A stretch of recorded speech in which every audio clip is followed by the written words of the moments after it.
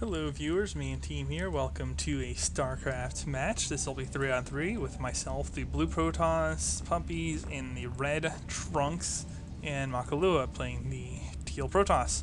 Our opponents will be the yellow Protoss Tommy, Tom, and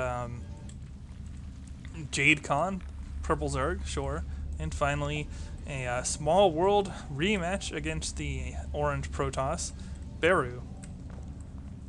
And yeah, apparently Beru is the only repeat player, so he is not on a team. He's just running around in random threes and got hosed by some bad teammates. Nice.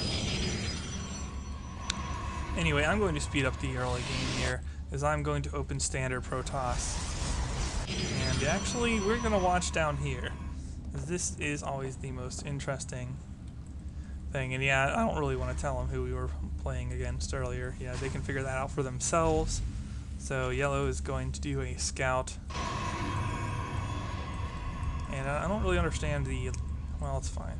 It's fine.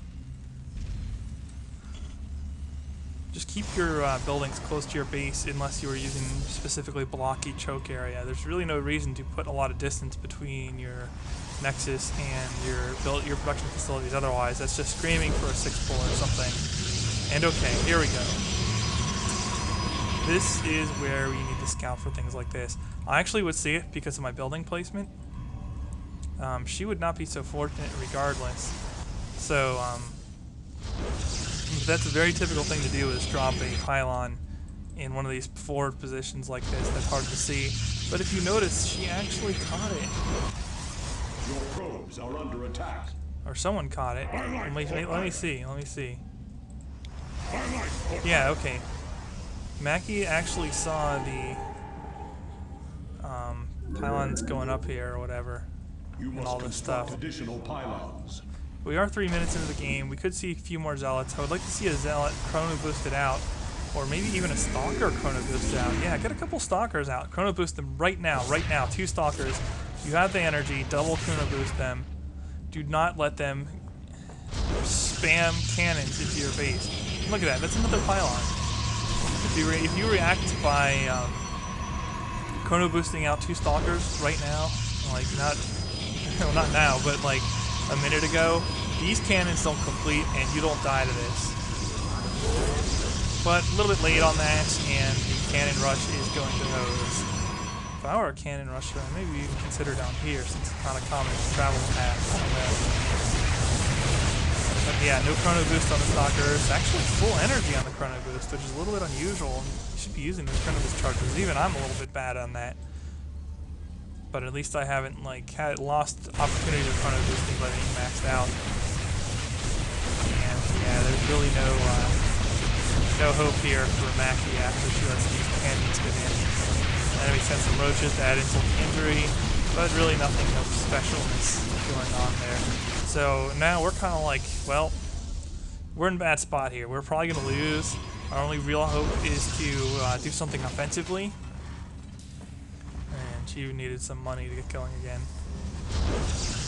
Yeah, but our only hope is some offensive play here to try and cripple the enemies as they have crippled our team. So we're going to send out some forces pretty much as soon as we can. Should be coming soon. Come on. There we go. A little bit slow, but we send out some forces. But it's really just a numbers game now, because we are down a player. And essentially Mackie can bring nothing to the table after the cannon rush. Whereas the Protoss player can do something. And we decided to hit there first. Maybe not the best choice. Maybe we should have gone up here for the orange Protoss. I mean, if we knew for a fact he expanded, we would have done so, but we didn't. So, I'm not sure. I would say cannons maybe directly. Yeah, pylons are harder to kill than cannons if given those numbers. We get attacked by roaches in the back, roaches in the face, roaches. I'm trying to micro my stalkers here to prevent myself from losing any. And we get walled off a little bit by puppies, but actually not lose any extra stalkers there. And now we can take care of yellow. Unfortunately, you're going to see yellow has money, and yellow has a probe over here. And that's not good because yellow is just going to drop a new main over here. He already has some infrastructure set up, and yeah, even more cannons to protect himself. So that's kind of brutal. Fights with his probes. Probably would have been better off trying to run with him. And eventually he does do that. We're just going to clean up here. But meanwhile, the orange guy is going to do the exact same strategy as he did the first time. Only this time we've been crippled early in the game by a cannon rush. I will not call it cheese, but I would definitely advocate much better play against it, especially since you spotted it. You should be able to stop it easily. I usually do best against that kind of stuff with Zerg because I just kind of scatter my overlords around, and it's really hard to do anything without me seeing it near my base. But you can do it with the other races too. Essentially, anytime there's an enemy probe around your base, just tag it. And yeah, I'm just going to get spanked by Void Rays here. And I have nothing. All my forces are over here. And weakened from having fought with yellow's cannons already. These are just fully charged. They're really, once they're fully charged and this kind of number is uninterfered with the entire game, there's really not a lot you're going to be able to do to stop it.